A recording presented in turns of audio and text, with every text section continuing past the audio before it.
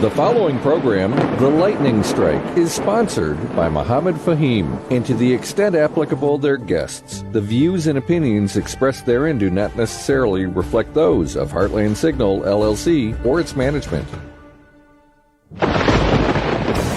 Get ready to be jolted out of the ordinary and into a world where conversations are charged with intensity and facts. The Lightning Strike Talk Radio with your host, Mohammed Fahim, broadcasting live from the heart of the city on Chicago's Progressive Talk Radio, WCPT 820 AM.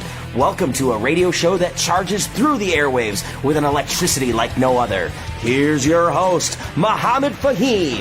Good morning, Chicago, and welcome to the Lightning Strike. I'm your host, Mohammed Fahim. With me in the studio again, John Arena is in the studio today. Good morning. And Ken DeLuke is on assignment in Frankfurt. Good morning, Ken. Good. Okay, you came in and you went out. We lost him. Okay, folks, so we'll be... Wait, I'm back. Okay, so Ken is back. But again, if you want to join the conversation, the number to call in is 773-763-9278. The number again, 773-763-9278. We are here every Sunday morning from 9 to 10, rain or shine or snow, or it's going to be a beautiful day today, hopefully. So lots of stuff to talk about, folks. The student protests that are happening all over the country and the crackdown by the administrations and the police. We want to see what you have to say on that. And, you know, pro or con, just feel free to give us a call and let us discuss what is happening in our country. Of course, we cannot have a Sunday show without discussing what's happening with our dear departed President Donald Trump. So that's going to be also a matter of conversation today. Ken, let's get you on, get started on what's happening with the student protest. What do you say? Good, bad, ugly? Should be allowed to happen? Should not be allowed to happen? The short answer is both. On the colleges that are actually are not getting violent and they're making reasonable demands, and the administrations are sitting down with them and taking those demands seriously, that's the best model you can get. Where people want to get heavy-fisted and start beating people and causing more anger and violence, obviously that's not the good thing. So it's a spectrum. It's not black or white. Okay, so John, what do you say? Well, I think we got to look at where the violence is coming from. I mean, these protests are by and large peaceful. There's a few agitators in any group this large, but we see more of the typical police response when they're called in, to break these things up. And when you kettle people and when you push people, to the edge, then somebody reacts, and that's what they're trying to do. I think that's part of the messaging, is to try to make it look like these are more violent than they really are. Well, CNN had a different take on it. Dan Abash from CNN goes on a rant the other day saying that these people are un-American for protesting. Really? That's interesting, considering that First Amendment thing. Okay. Yeah, there's something called as the First Amendment, right? And she goes on to say that these are all pro-Palestinian people who hate Israel, and these are instigators who are coming in, and it is not American. We should not be criticizing Israel or Israel's policies. And this was Dana Bash, not Hey, Mohammed? Dana Bash. Yes, sir. Does that guy live in Orland Park? No, actually, Dana Bash is not a guy. Okay, unless she considers herself to be a guy in the present situations, we don't know. Okay, so that's what is happening in our country, folks, and we have to pay attention that it is our right as Americans to protest. This goes historically. Americans have been protesting against policies of the government, right? Going back to the 40s and the 50s and the 60s. Well, going back to when they dumped tea into the frickin', Yeah. Boston Harbor. I mean, the idea that protests that, the protests that happened against Vietnam helped end the war. And it was an unjust war that killed 50,000 American citizens. And, these are the things that by speaking out, I guess it's universal that if you speak out against these kind of atrocities, the interests that are benefiting from this kind of unbalanced system want to push back and say, why do you hate America? I mean, how many times has that been, like, if you say anything about, that doesn't align with the corporate, mission or the military industrial complex mission, you hate America. Well, you're more American if you do that, in my opinion. I think you have a good point over there, John. I mean, it is. Why is, folks? Here's the question: why is there some kind of a conflict in the world in any given time, regardless of the cause for it? Why? I mean, who's benefiting for it? If you follow the money, you will find out that when you spend a bullet, you have to replace that bullet by making a new bullet, right? And seems like they replace it with 2 for every one they fire. So yeah, that's our military budget writ large. Okay, and the more you dig into it, there is no accountability for what we are spending in our military budgets. A lot of that is. There's no accountability for it. I mean, remember that at one time there was a news item about golden toilets or something that our military bought, $50,000 or something for a toilet. I don't know about gold toilets. I will. The value of it. It wasn't gold. The Air Force bought for special toilets on the airplanes they were charging, and that's what. Anything that's industrialized like that, yes, costs more than the average toilet you can buy at Home Depot. Of course. Right? If it's going to be on the space station, it's going to be markedly more expensive to develop a toilet that works in certain conditions.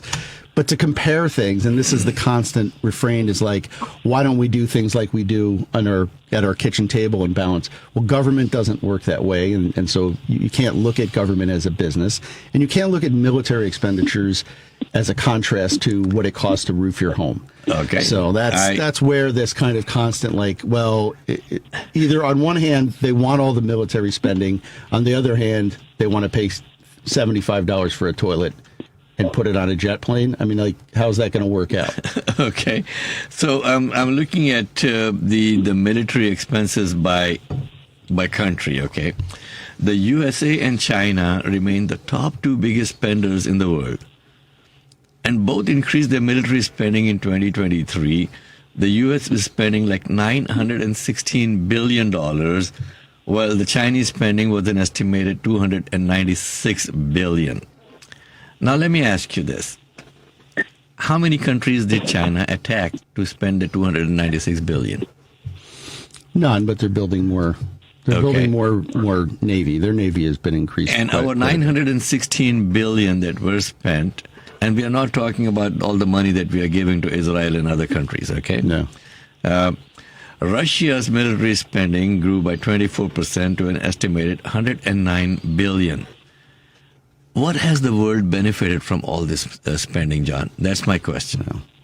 Well, I mean, I'll take a little bit of devil's advocacy. I mean, we have bases around the world, right? And there is an argument that the presence, right, helps create a certain amount of stability, right? Now that can obviously be debated about who benefits from that stability, right? We're stabilizing countries that commit atrocities, in some cases, against their populations. Israel being a perfect prime example of that. So this is the cost-benefit analysis, and I think the core of the problem is policies, right? Not so much the spending, but what is the goal of the spending doing in particular locations around the world? And, we want to maintain the status quo. We want to maintain trade routes, as we saw in the Red Sea, right? Spending money there and making sure that our military is there, making sure that commerce is allowed to proceed. And I think, if anything, if we want to accept how the American interests run, look to where the money is going and who is benefiting from the allowance of those commercial ships to pass through the straits there. And that's kind of the quotient we use as a country is how do we keep getting cheap supplies and cheap materials so that our economy continues to flourish. We're a capitalist system, and that's what drives the equation in my mind. Okay, so folks, here is a good discussion going on the lightning strike today. And we like to keep the conversation lively. We like to keep it timely. And you are welcome to call in and chime in with your suggestions, your input on that. 773-763-9278 is the number to call in. Our person of the week this week is going to be Dr. Nicole Davis. And no, I think it's not Dr. Nicole Davis. We had Dr. Nicole Davis last week. Our person of the week this week is going to be Libby Thompson. So Libby is actually a very interesting character, and we'll be talking about what she is contributing to society. It will be considered as a person of the week.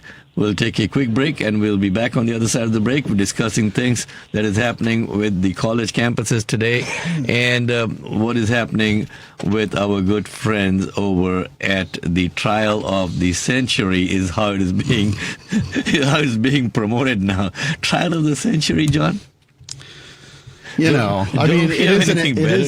is an ex-president. I'll use quotes for that because I don't think he really did the job. But it's quite an amazing framing for this guy. Okay, sounds good. We'll be right back after this break.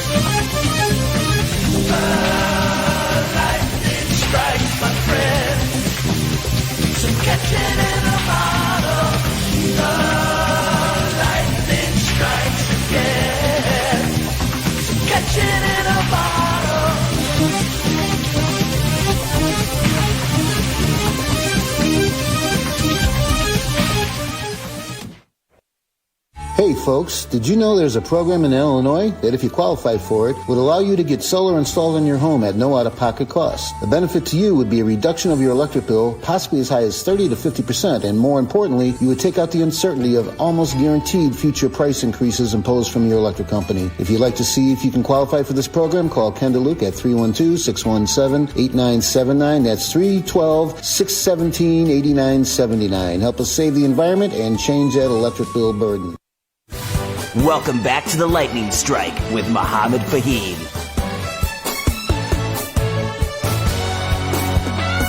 Hey folks, welcome back to the Lightning Strike. I'm your host, Mohammed Fahim. You are tuned in to WCPT, Chicago's progressive talk radio station. We are here every Sunday morning from 9 to 10, rain or shine or snow or sunshine, as we have today.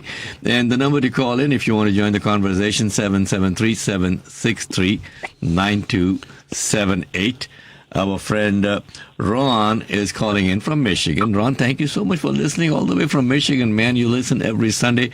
Really appreciate you listening and calling in. So, Ron wants to compare the demonstrations to Vietnam. Ron, go ahead. Good morning. You are on the air. Thank you very much. It's very good, your show, because you have such intelligent panelists with you, and they challenge people. But I remember I was in Vietnam when the Kent State Massacre occurred. Mm-hmm. I was opposed to the war while I was in Vietnam, and the killing of the students at Kent State. I joined Vietnam Veterans Against the War while I was in Vietnam. Mm-hmm. I think it was an ad in Playboy or someplace where if you joined VVAW while you were in Vietnam, you have a lifetime membership. So I guess that's in place. Mm-hmm. But anyway, the difference, in my opinion, is that during the Vietnam War, you had actual American soldiers, boys, dying over in Vietnam. So the level of passion, hatred on both sides, pro and against the war, because of the close nature of the families being affected by their sons going over to Vietnam, and in some cases daughters too. Mm-hmm. And it's not the same level here with the protests with the Palestinian and Israeli conflict, in my opinion. But there are justifications for the demonstrations, in my opinion, against Israel policy. But at the same time, Hamas bears responsibility too. And but what was the other point that you guys brought up? But anyway, that's. See, Ron, here's the thing. Okay, we keep on coming back to the start of the conversation. Everybody says, "Oh yeah, but Hamas is to blame, and how many people are not blamed?" Okay, Hamas is to blame. We know that for what happened on October 7th. But you have to conflate it going back as to what led to Hamas doing what Hamas did, right? And Hamas did not grow up in a vacuum. We have to understand that part of it. Now, nobody is supporting Hamas and what Hamas has done, but is there any kind of a justification to go in and kill 30,000 plus civilians? And you're using starve women and children, no. Yeah, and no. Using our tax dollars, Ron, that is what gets me. And there is a movement on now to have local cities and local villages, issue proclamations for ceasefire. A lot of the towns now are resisting that, saying, "Oh, it's a foreign affairs issue. We have no control over it." A number of towns have already issued the ceasefire resolutions, including Chicago. So people are really confused now as to who do we support? Why are we supporting this? Who is telling us what to do? And meanwhile, Netanyahu is really telling us what to do and how to behave. And our country is just jumping to his demands. How far, how far is that reasonable? I totally agree with you, Mohammed, that he is calling the tunes. And but as far as U.S. policy, if I may jump down the subject you're talking about, our policy, well, we'll go with Russia and USA. Our policy has been to destroy the Soviet military. We did that in Afghanistan with our funding of the Mujahideen, which grew into the worldwide jihad, totally out of control. Which, again, it's like Hamas. Hamas was a baby of the Israelis to fight against PLO. Yep. So, they created a monster. We created a monster. And what can I tell you? It's just an ongoing feed. Keep feeding it. And it's and you have a 500,000 Russians dead and Ukrainians. And it's our armament sits right in the mix. Yep. Yeah. It's and here's the thing. We have so many other issues that we need to pay attention to in our country. Okay, look at the amount of people that are homeless. Look at the amount of people that do not have proper health care. And here we are subsidizing a foreign country for their health care. Everyone gets free health care in Israel with our money. I mean, come on, man. Okay. It doesn't make sense, right? I think he makes a good point, and I just want to kind of maybe add some perspective on that. The point about Ron, that you made about the U.S. lives that were on the line in Vietnam is an absolute truth, and I think that helped motivate the public sentiment against the war. But I think we discount something. There are a lot of Palestinians that they're Palestinian, and they have family that are still living in those territories. They're still living in Gaza. They're still living in the West Bank. And when we hear about these deaths, sometimes we don't connect the Palestinians that are protesting on campus, that are going to municipalities like here in Chicago. There's an enormous Palestinian population. Those people have friends and family living in the middle of this war that are the ones that are dying. And so there is a connection to that war, a personal connection. It's just that we don't see it as much because it's not a white perspective. And it was a white perspective. Once the white population was starting to get drafted into Vietnam, that's when things started shifting, right? Once the white, students were being killed on, that was who was killed in Kent State.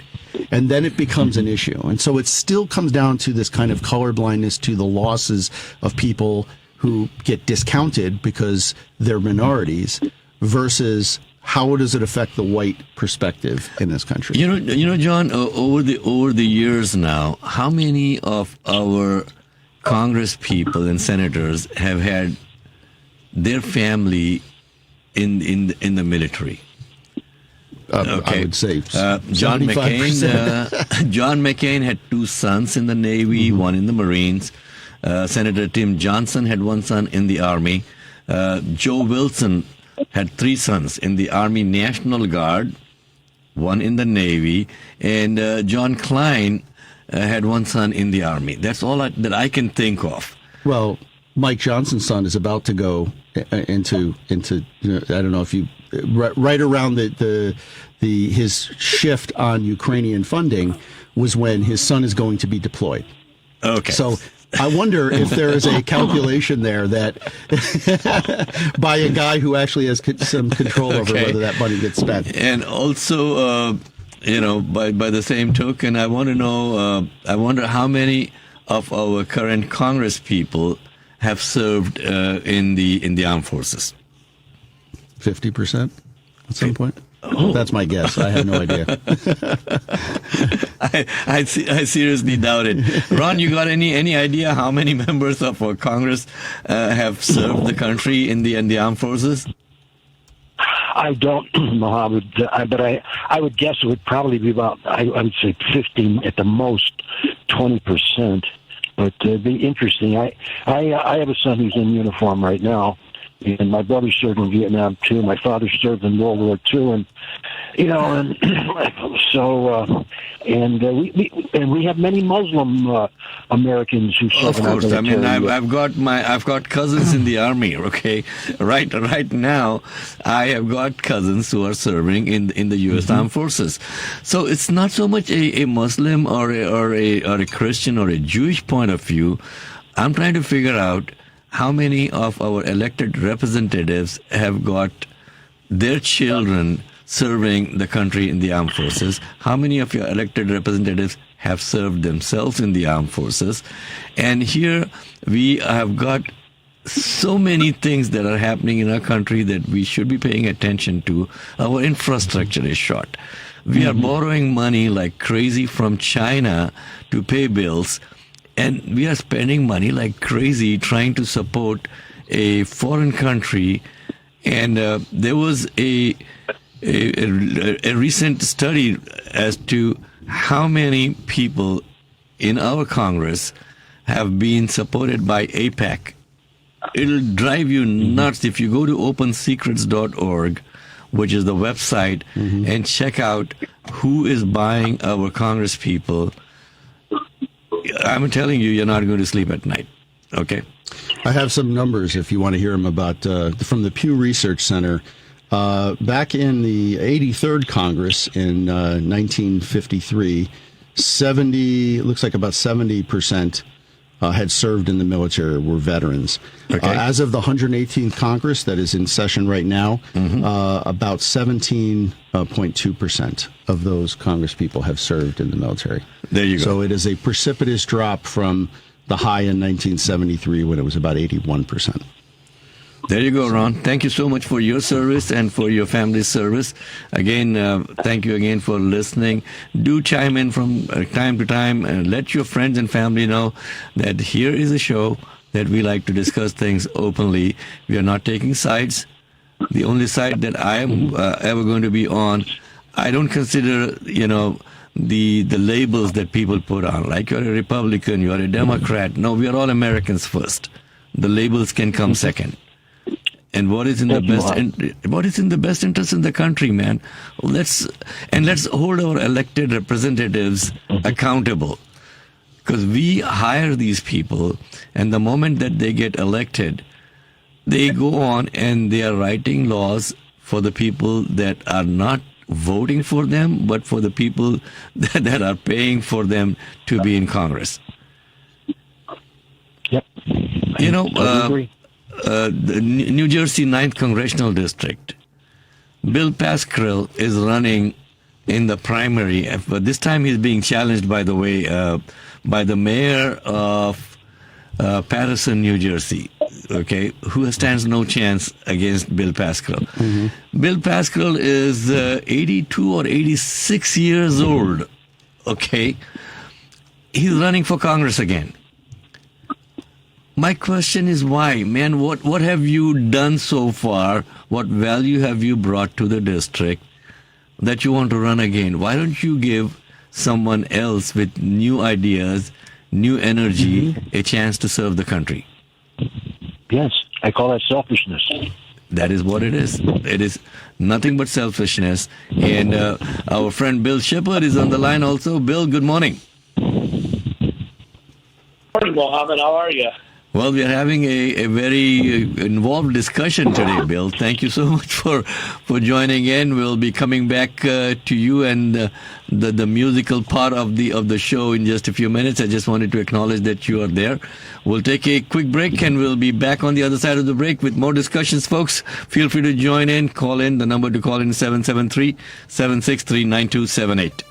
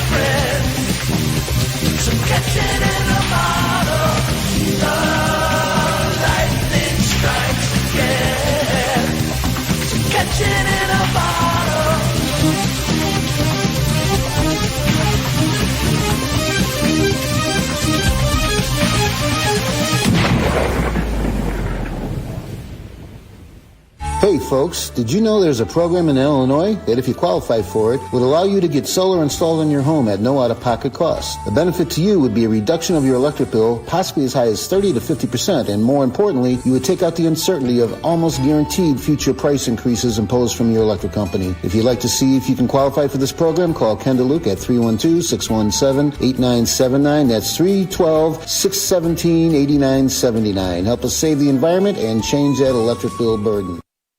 Are you a business looking for the right talent or a job seeker searching for your dream career?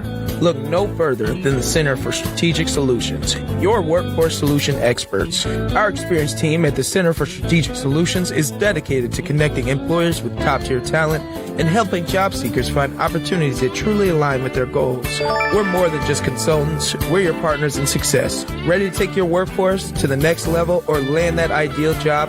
Contact the Center for Strategic Solutions today at 1-847-306-9274 or visit us online at www.cfssus.com. The Center for Strategic Solutions, your bridge to a brighter future in the Windy City. The number to call is 847-306-9274 or send an email to info@cfssus.com. That is info@cfssus.com. Welcome back to the Lightning Strike with Mohammed Fahim.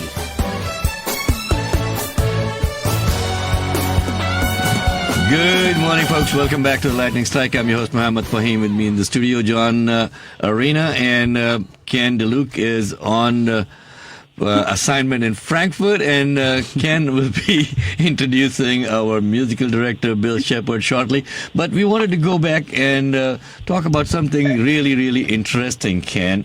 The Senate recently passed a resolution against the phrase "from the river to the sea." Okay. So 44 House members now, 43 Democrats and 1 Republican voted against the resolution, describing this the slogan, "From the river to the sea, Palestine will be free," as anti-Semitic. The final vote was 377 to 44. Okay. The resolution by Reps Anthony D'Esposito, representative of New York, Republican, and Josh Gottheimer, Democrat of New Jersey, and Jared Moskowitz, Democrat of Florida, says the slogan used widely in anti-Israel protest, as well as by Representative Rashida Tlaib, for example, is outright anti-Semitic and must be condemned. John, what is the history of this darn slogan, man? I knew you were going to ask me that. Okay. So I did a little homework on it. Obviously, it's nowhere near as clear cut as it's being made out to be. Uh-huh. I mean, the slogan itself is a Western manifestation. One thing it's an article from Al Jazeera talks about this, and a historian says it's important to remember that this chant is in English and it doesn't rhyme in Arabic. It is used in demonstrations in Western countries.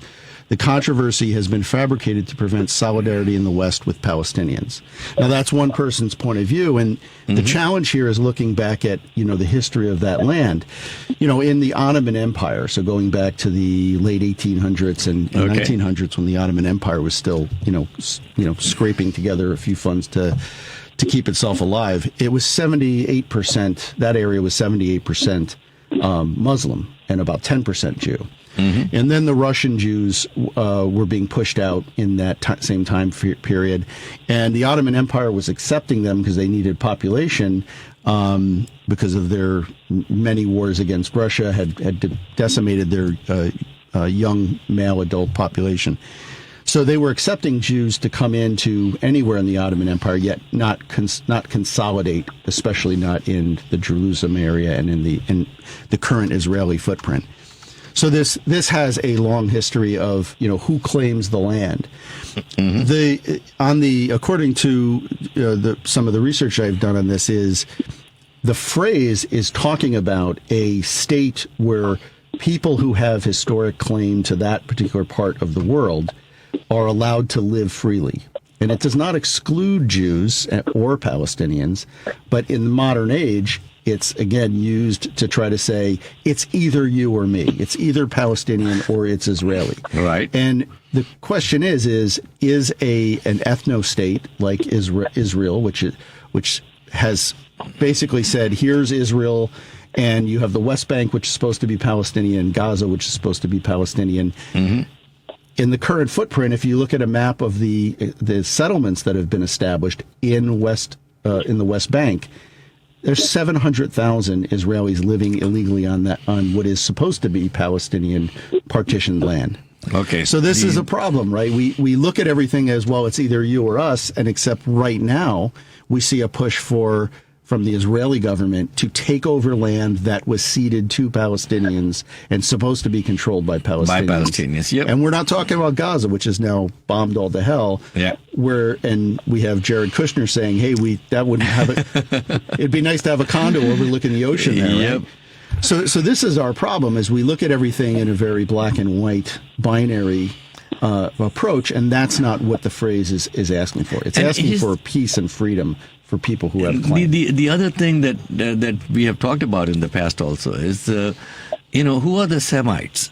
Basically, a member of any of the peoples who speak or spoke a Semitic language, including in particular the Jews and the Arabs, they're all Semites. They're all, yeah. Okay, so now it is being conflated to that only the Jewish population are the Semitic people, the Arabs who have been living there for centuries, who could be Jewish, who could be Christian, who could be Muslim. These are, Arab is not a religion. Yeah, exactly. That's they're all Semites, right?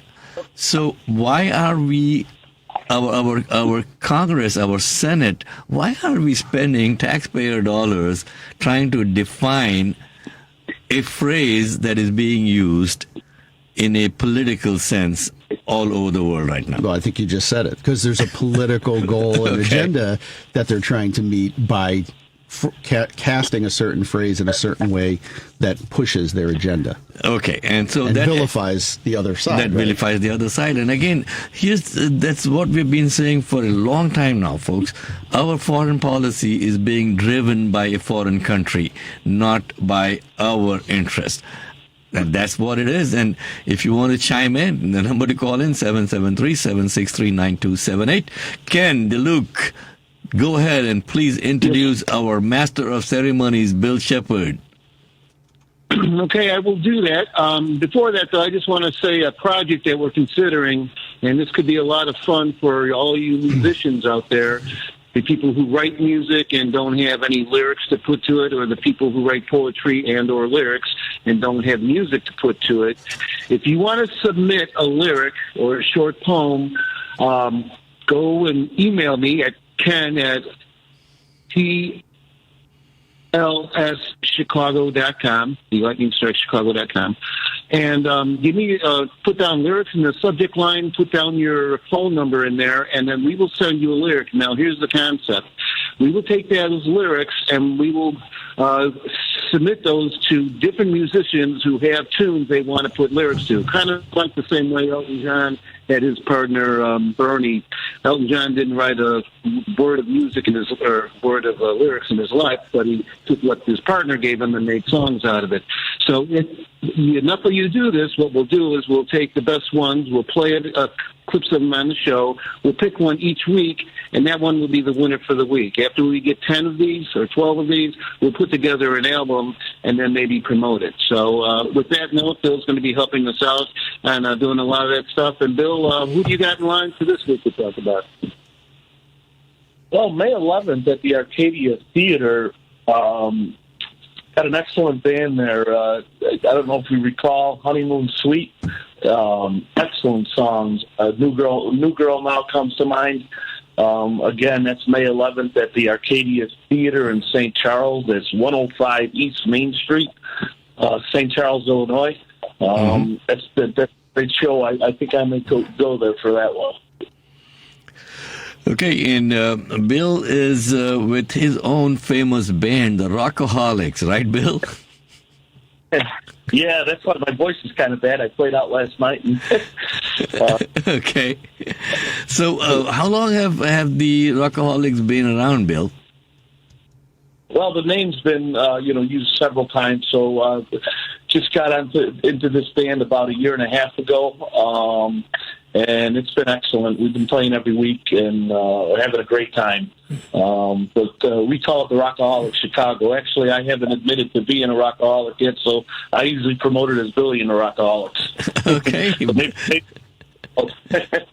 Billy and the Rockaholics. And again, thank you so much for all your help, Bill. You've been, so nice. And hey, Dylan, do you mind playing the little jingle that Bill made for us, my friend? So, folks, here's Bill Shepard and the Rockaholics. Thanks. Turn up the radio. There's some news that you should know. Let your friends and family go to 820 AM. The lightning strikes, my friend.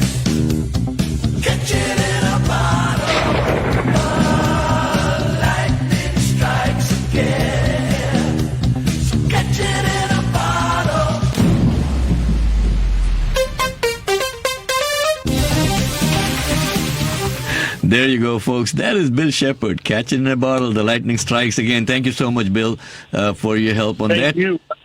And folks, we will continue the conversation with our person of the week, Libby Thompson, shortly, and Sheila White is going to be introducing Libby. Before we go to Libby, I want to take a quick call from Patty Drugan from Bolingbrook. Patty, good morning. I want to talk about the ceasefire resolution and what is happening with all the other towns now, and a lot of them are still resisting calling for a ceasefire, right, Patty? Yes. Good morning, everyone. Thank you so much for taking my call.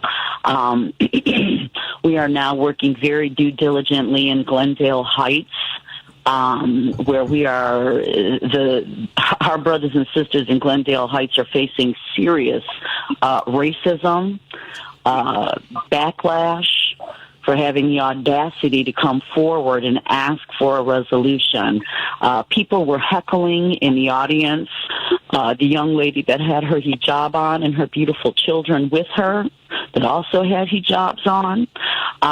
We read all of the comments that were coming, not even all of the comments, but the comments, the racist comments that were coming off of a Glendale Heights website, Jim Sullivan, and the people that were making the comments about going back to Gaza and fighting there, bringing up 9/11, and basically insinuating that somehow the people in the audience were, perpetrators of what's been going on. And so it's just been absolutely disgusting. They came up with a puff piece that they wanted to do.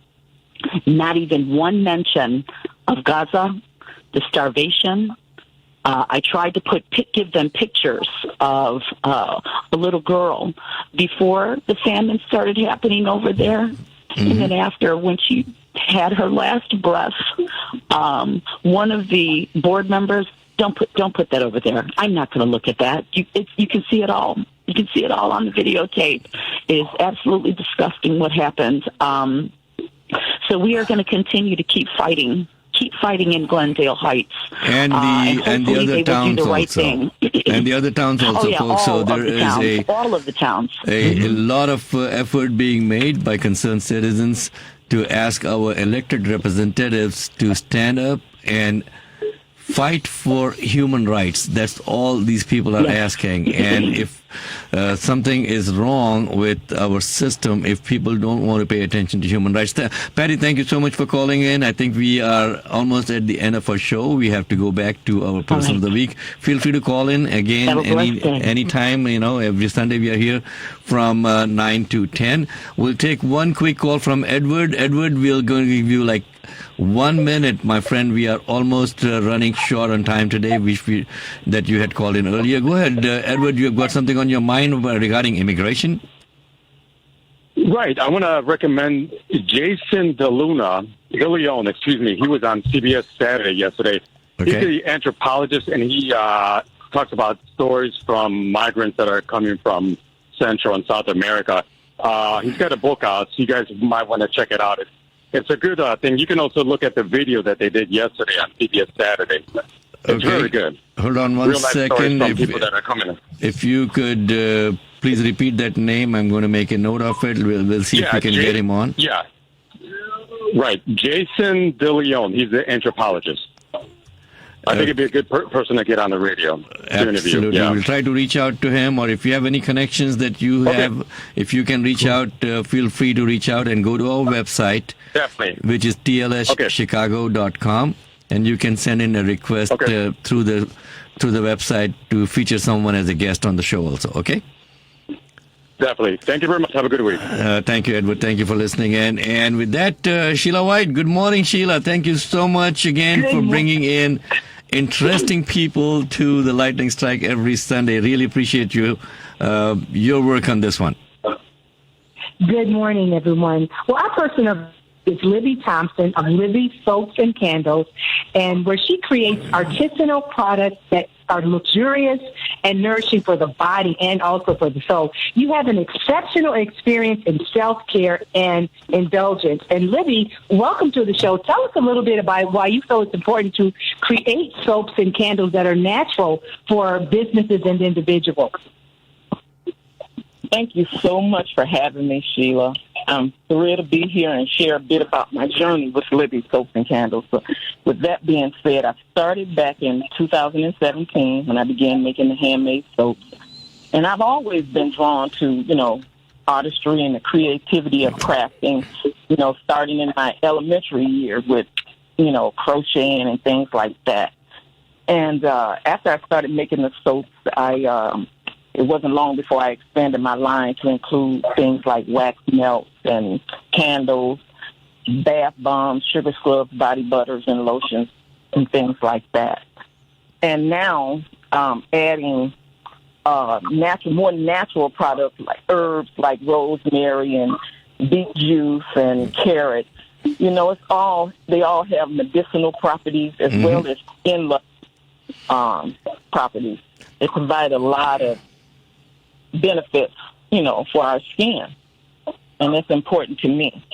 Hey, Libby. Most people don't know that our skin is the biggest organ in the human body, right? Yes.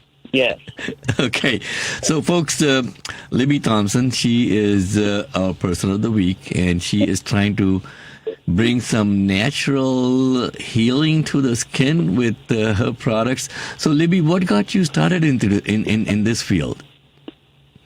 One day you are using the regular soap which has lye and all kinds of chemicals in it, and you says, no, this is not what I want to use. Is that how it got started? Well, actually, lye is in every soap product. Okay. It's lye to make the soap. And so it comes just through a line of creativity that I enjoy. I enjoy the creativity of crafting. And I started watching a lot of YouTube videos, and I really got into it, with the books and YouTube. And one day I started making the soap. I did not want to stop. I enjoyed that. Hey, let me ask you something, and this is something that I always wanted to do.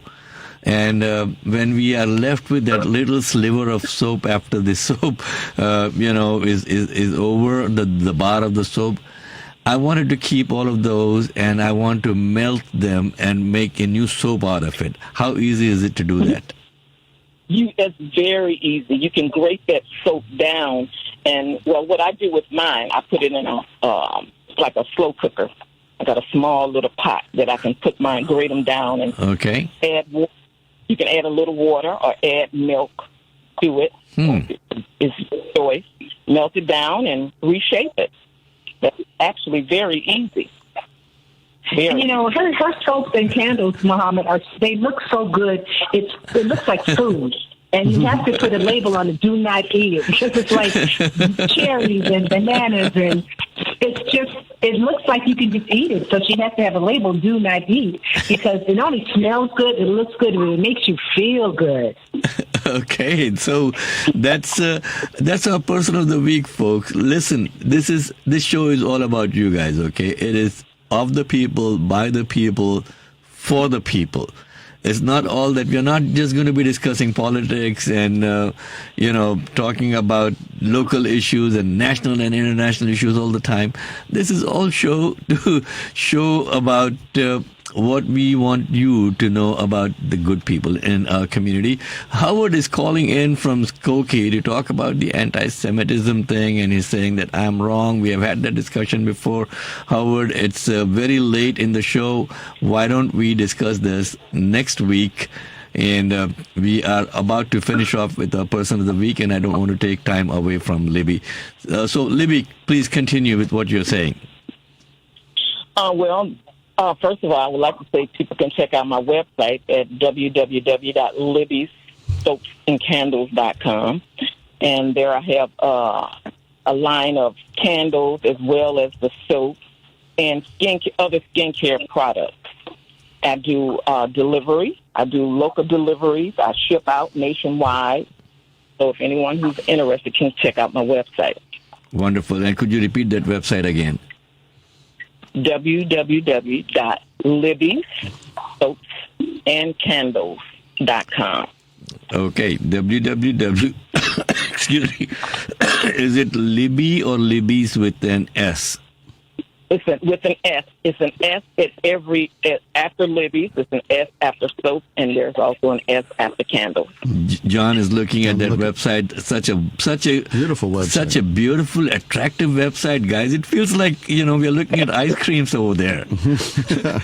Some of them are on little lollipops. Yeah, they look like ice cream bars also over there. Man, that's so creative. Yeah, it's really awesome because she does a custom creating. She can custom create something for you for birthdays, holidays. It's so cool to be able to have something custom made. That is awesome. I might take you up on that, Libby. I might want you to do a custom a soap or a candle. My daughter is getting married shortly. Oh, there you go. Okay. And I'd love to do a wedding theme. Yeah. That might be a thought. Let me discuss it with her. Okay, folks, thank you so much for tuning in. We wanted to finish off with some very important news. Our friend, Mr. Netanyahu's government has decided to close down the Al Jazeera channel in Israel. So some of the news that people have been getting that is coming out, he wants to close that channel off, and he is taking over all the equipment. He's making sure that nobody talks anything bad about what he is doing, and it comes out without going through the censors that he has. John. Well, I mean, we see this in strongman regimes around the world, right? The first thing you do is make sure nobody can say anything that doesn't agree with your stated position. So this is just, it seems to be a part of the playbook that we see in globally, where they have the right to speak and to put out the facts that they want and support their position.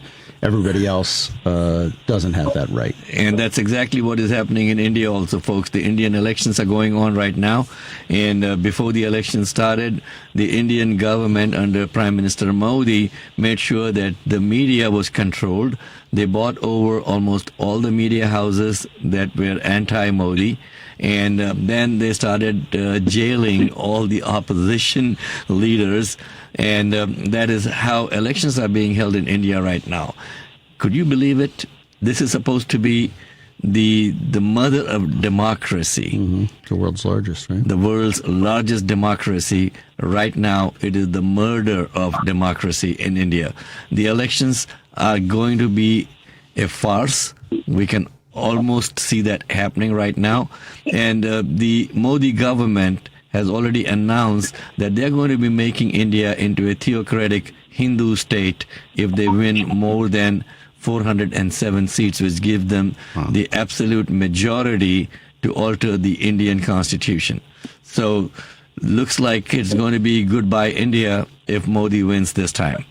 Yeah. And this is what we see on the march. We see this in many countries that are being lauded by our own congressmen who are going to, Hungary to talk about how we need to, create those kind of that kind of imbalance in our country here. And this is the Trumpism or MAGA movement to suppress dissent, use force to do that. And, you either agree with the state position or you're ostracized. Oh, you're ostracized. And on that note, folks, thank you so much for tuning in. You have been tuned into the Lightning Strike. We come every Sunday morning from 9 to 10 on WCPD, 9 to 10, I'm saying, instead of 9 to 10. Okay. I keep on tripping over my tongue every single Sunday, man.